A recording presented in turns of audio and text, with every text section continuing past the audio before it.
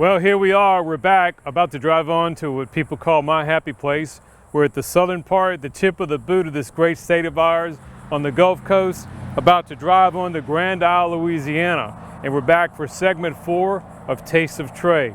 I'm here with my two nephews, their parents, and my cousins Nelson and Sally, who have the camp Riptide where we're staying. They're all coming down tonight. We're gonna have a good time, and tomorrow we're gonna cook something extra special. So, we're really glad that you can join us again for segment 4, Taste of Trey. A lot of traffic on the highway coming onto the island because it's the weekend. So why waste any more time? It's time to do, as Jimmy Buffett would say, it's time to go back to the island. My name is Father Trey Nelson. I grew up in South Louisiana, in and around the city of Baton Rouge. The most important things to me are family events, and faith, and of course, food. I love backpacking out west in the mountains of Colorado, but I always love coming home to the great state of Louisiana. I spent a lot of my childhood on Grand Isle, and whether it was walking along the beach or driving with my dad along the back roads of the island or hanging out with my cousins at Camp Riptide, it's a great place to be. I love the water. I love being on the water, near the water. I love the smell of salt air. I love Tiger Stadium. Go Tigers. I love soups. I love potatoes. I love stews. I love stuffing other things along with stuffing myself. I love fresh seafood. I love cooking for you and other people. I love the sunsets. I love the bayous of Bayou Lafourche. And I love coming home. This is my show, and I'm happy to cook for you.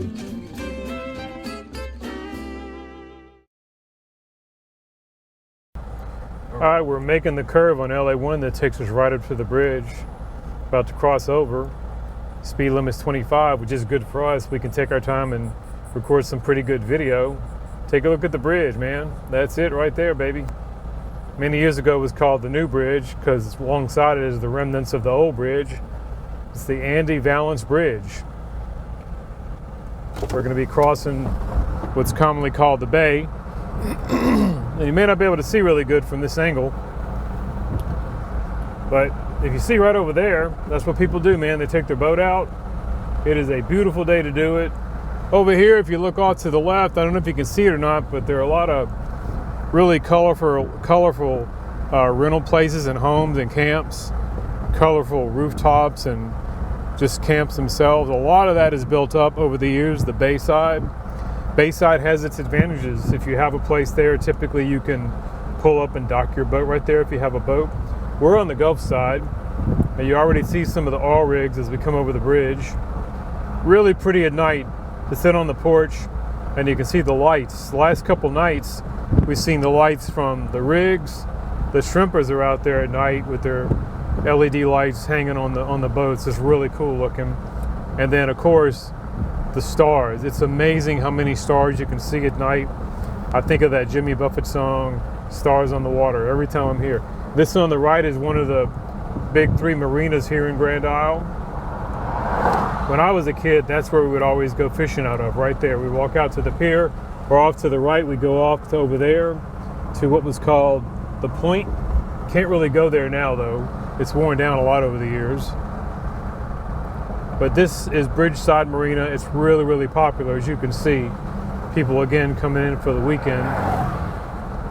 And we are now officially on the island. We are on Grand Isle. We're going to make a sharp curve to the left here, and you'll see a really interesting sign on the right. I'll show you, and then we'll stop recording and we'll pick up again as we get closer to the camp. Jesus Christ reigns over Grand Isle. How you like that? Other than hurricanes taking it out, that sign is always there. Hey, we're arriving at the camp. Camp Riptide, again, been in my cousin's family, our family, for what seems like 100 years. Up here on the right, we're going to pull in. Right on the highway, right on the beach side. It is a very special place. And I really hope you enjoyed this segment. We learned a lot in our editing capabilities since last year. You know, as my cousin Nelson said in the video a year ago, almost the day filmed here, there's a lot to be said for the beaches of Florida and Alabama, Orange Beach, Gulf Shores. But I tell you what, once you come here, this place is just comfortable. It's like, as Sally said, kind of like going back to your grandma's house. So we're at Camp Riptide. We're underneath the camp. They raised it a few years ago and added on to it. And the others are on their way here now. We're gonna go inside and get prepped to cook a very special dish, which I'll tell you about inside. But for now, welcome. This is Taste of Trey. Here we go, okay. All right, welcome back to the kitchen. We are Friends of Grand Isle here at Camp Riptide. It was a year ago we were here doing, I think we were trout almondine or something like that. And we're back, and I'm really happy to be here.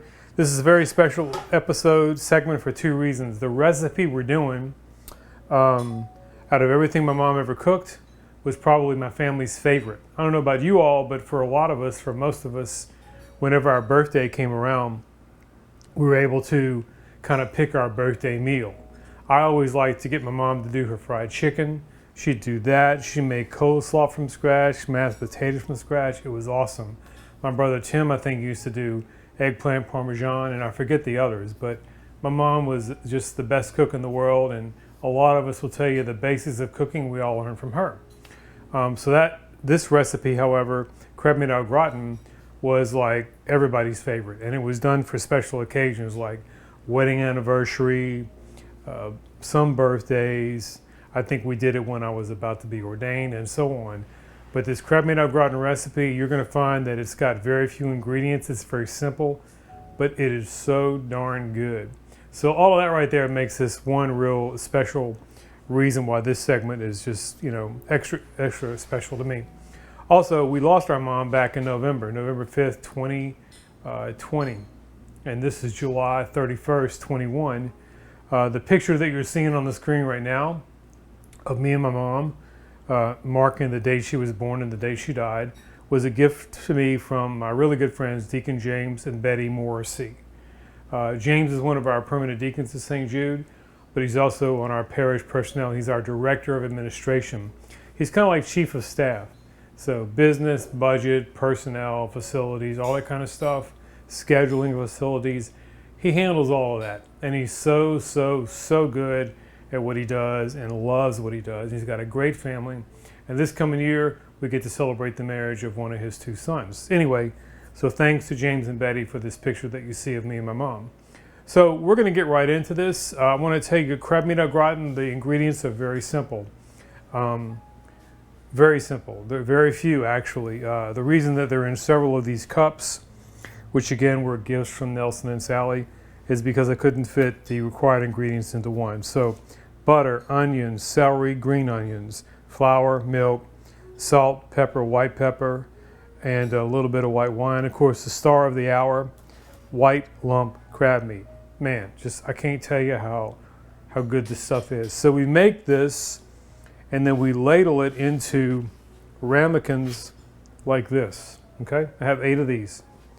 And then we top it with grated cheddar cheese, and then you can either go ahead and let it sit, serve it a couple hours later, by putting in the oven 350 till the cheese starts to bubble, or I wrap each one individually in foil, and you can freeze it, and I promise you, take it out when you want to have it, let it thaw all day, and then pop it in the oven at 350 again till the cheese does this thing. It's just as good. Okay, so we're gonna go ahead and get started. While my pan is heating up, I'm going to mention that I'm using a very special spoon today. This is my paella spoon that my sister Tanya and my brother-in-law Mark gave me for my birthday a couple days ago. And Mark, tell me about paella. Who does this represent? He's coming over here now. I think it's the Cajun Ninja Chef. Do I have that right? That's it?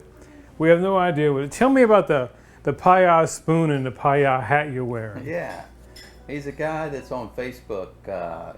He goes by Cajun Ninja Chef. He's got a lot of good recipes, and they're easy to follow.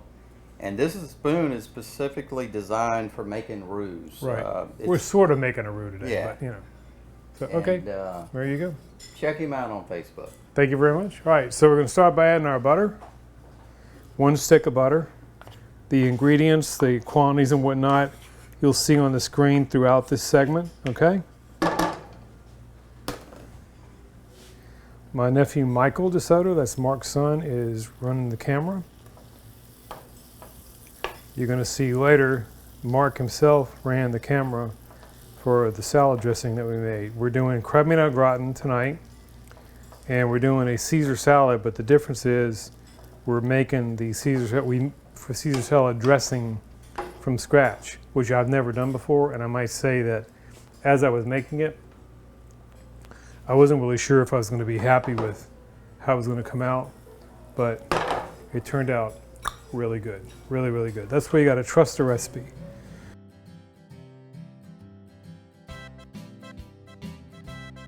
The first ingredient that might surprise you is anchovies. Again, most people don't care for anchovies by themselves, but anchovies are in more than you realize. So you're supposed to cut these really, really fine, okay? That's the first thing we're doing, all right? So anchovies is just one of the ingredients in this dressing. Supposed to cut it up really, really fine. I'm supposed to use a cutting board, but I want to use a smaller area to do this. The goal is to make an anchovy paste, okay? So once you've got it diced up really, really, really fine, these are fresh anchovy fillets. Then you take your garlic. They call for a clove. I have 2 cloves of garlic, okay?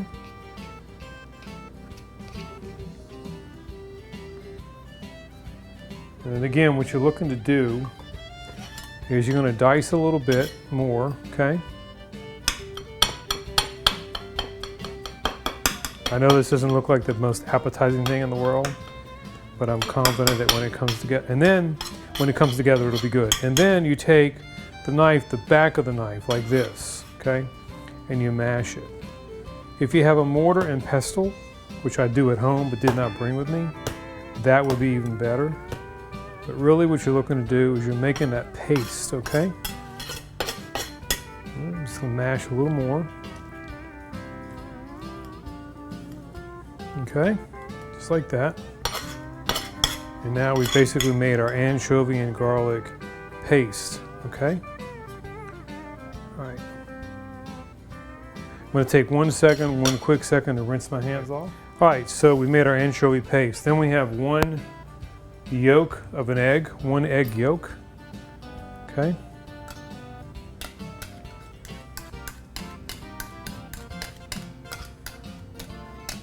You see the ingredients and the amounts posted with the recipe. Then we have some Dijon mustard, okay? If I'm not mistaken, when I was in high school, I went with a restaurant with my grandparents, my dad's parents, in Tulsa, Oklahoma.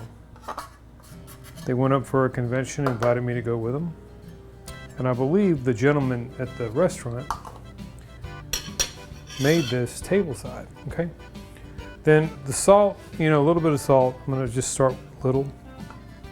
This is 1 tablespoon. I'm starting with half of that because I don't want to over salt it. Then you have some lemon juice, okay?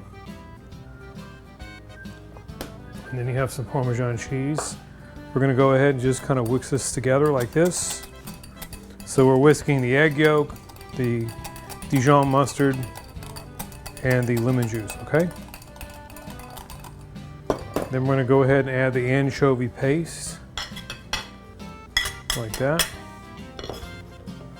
Again, I've never made this before, believe it or not, but it's a classic Caesar salad dressing recipe, okay? The key is to getting everything incorporated together, okay? All right, and then last but not least, you have not olive oil, but vegetable oil. Recipe recommends that you do a little at a time.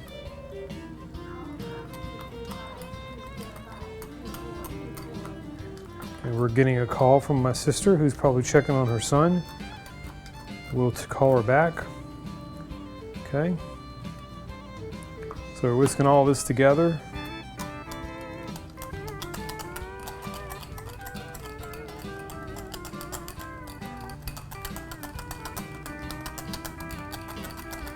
Okay. Okay. Okay.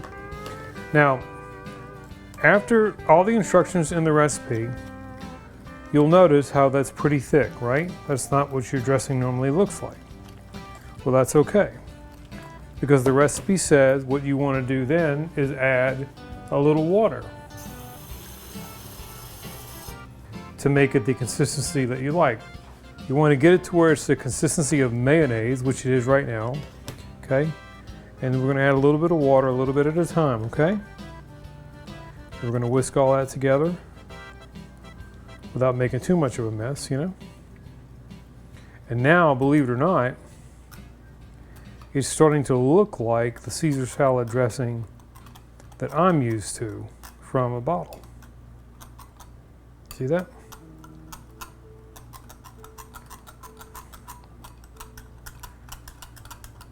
Can you see that okay? See, the consistency is like a salad. Consistency is like a salad dressing. I think it looks great. My brother-in-law Mark is operating the camera because Michael, my camera operator, normal guy, is downstairs helping Nelson with the boat. We went out this morning early, and all we caught was a lot of sun. We also caught stingrays, we caught catfish, and we caught nothing that we could keep, okay? Let me move this over here. And then the only other thing to do is to taste it, see how it came out. If it's not that good, I'm gonna be honest with y'all, because this is the first time I've ever done this. I'm putting it out there for y'all. How's that sound? All right, here we go.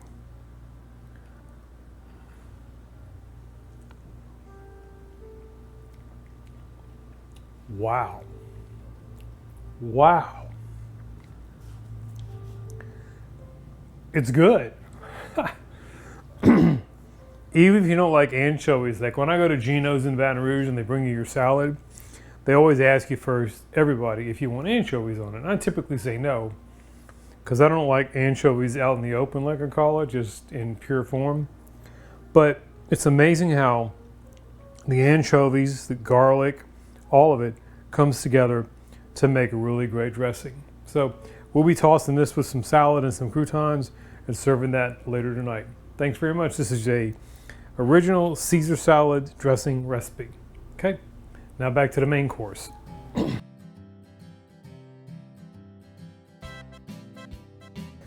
Okay, so we're just gonna melt our butter here. Get it all fully melted. Right, and then this recipe, again, really simple, calls for 1 large white onion, okay? It's in 2 cups because it was a large onion. All right. And then also 2 ribs of celery diced, okay?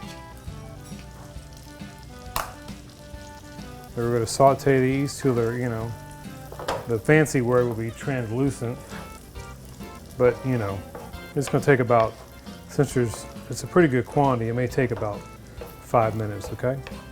We're gonna let it do its thing. All right, so we cut away for a little while. When you're doing this much onion and celery, it takes a little while. We're gonna go ahead and add our seasonings now. Salt, pepper, and white pepper. You see the amounts on the screen. I'm gonna add half of this, because the one thing that will really kill this recipe is if you put too much of any of these. So we're gonna add half now and just come back and see how that tastes, okay? Get all that together there. Oh, it's starting to smell so good. Can y'all smell it at home? Can y'all smell it over there at the dining room table? Are y'all getting hungry? All right. All right. And then I'm gonna go ahead and add some green onion, 1 bunch of green onions are so awesome. I've said this before in a previous segment. I don't like when I'm watching the Food Network and I hear them call them scallions. You know, they're green onions, that's what they are. Technically, they're green onion. So, am I right? Okay. I'm gonna let that go for a minute or two at the most. Normally you would say don't try this at home, but I would say try this at home. Most definitely. All right, let that go for a little bit there, not too much longer. All right, just keep it on. We're gonna add some flour now. I guess you'd call this a roux, I don't know. Some might call it a white roux.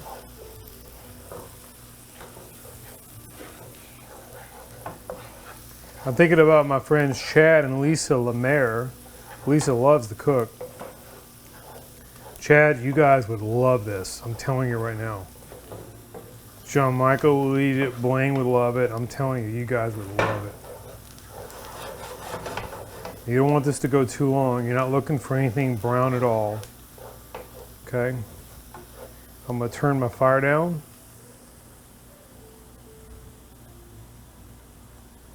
Okay. You too, Billy, you would love this. James, Betty, I would love it too. I mean, who wouldn't? It's crab. What can I say? Now remember, we're going to get it all together. Okay? That means the milk and the white wine. Then we're going to taste it. And if it needs more seasoning, we'll add the remainder of the salt, black, and white pepper. Okay? All right, so now we're going to go ahead and start adding our milk nice and slowly. This is whole milk. You can, use 2%. You'd be wasting your time. Don't use half and half or heavy cream either. I've tried that just to see, and it's totally different. Okay.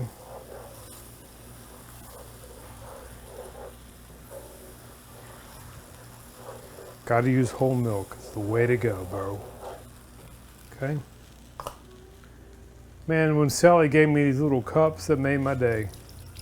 Oops, got a little splatter there, sorry.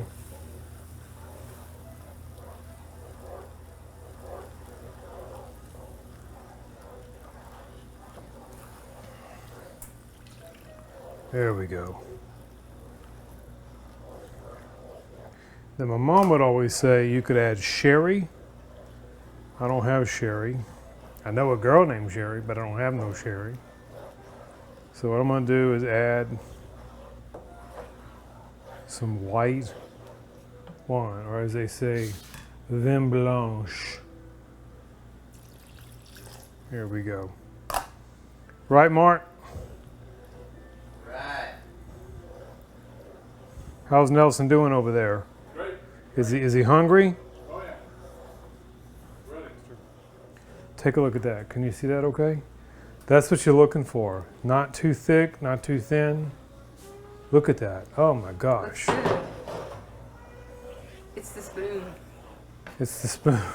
Yeah, that's right. Beautiful. So now I'm gonna get a spoon and taste it.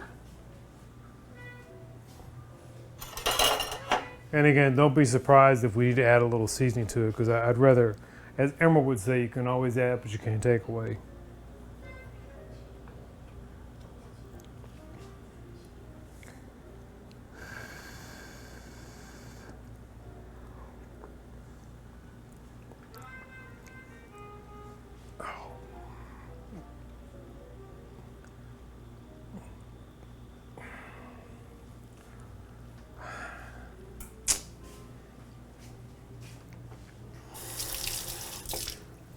We're gonna add the rest of that seasoning. This is gonna make it perfect. Yeah, right there. Bam, as Emerald would also say.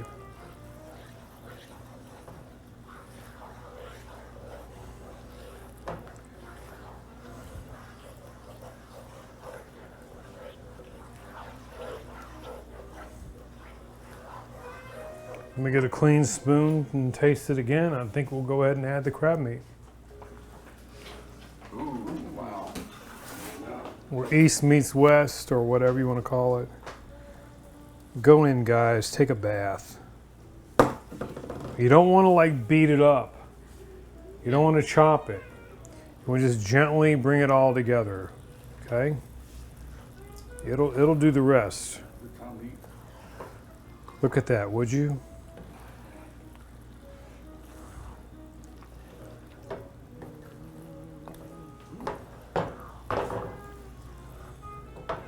What y'all think? Looks good. Yeah. Wonderful. Turn the fires off now. All the way off. There we go. Now we're cooking with just heat, this residual. Very nice. Oh, and by the way, we're not going to burn the camp down tonight. Y'all may recall a year ago we made bananas Foster because somebody at the last minute wanted it. We went back to the Mall of Grand Isle at like 7 o'clock at night. We still have that product. We used Bacardi 151, which I'd never used before. No one warned me not to use too much of it. You remember, well, anyway. All right, so what happens next is this is basically done, y'all. I mean, that's just how it looks. That's just, I don't know how it looks to you, but this is heaven right here, okay? And we're gonna ladle it into these ramekins, top it with some grated Parmesan cheese, and then we'll probably go ahead and put the salad together, and then put this in the oven, the bread in the oven, and the next time you see us, we'll be at the table, okay?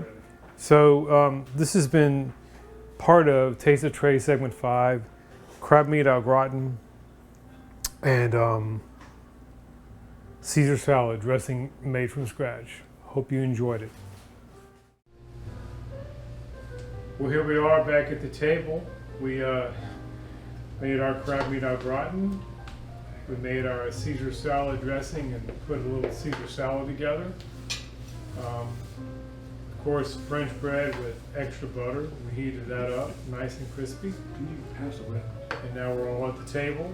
And tell me a little bit about this table. Whose table was this? This table was my wife's mother's table. Your mother-in-law. Mother-in-law's Okay. table. Yes. All right. Mama Sue. Mama Sue. This is Mama Sue's table. From There's Thinking a lot of Mississippi. history here. Yep. Thank you. Anyway, we thank you all for watching. We hope you enjoyed it. If you have any questions about the recipe, give me a call at St. Jude or email me at fathertraynelson@stjudecatholic.org. But it's a very, very easy recipe, and we're not going to record while we're eating. I want them to have this private moment, so to speak. But if you would see them taste it, you'll know how good it is. So I want to thank Michael again for recording, for Nelson and Sally for hosting us. And hopefully, maybe this can become sort of an annual thing. But thank you very much. This is Taste of Trey, segment 5. Segment 4 was the quick and easy chicken pasta Alfredo, which somebody at the table is still eating on 2 days later, not to mention any names. And this is the crabmeat au gratin, my mom's recipe. So thanks very much. Bye.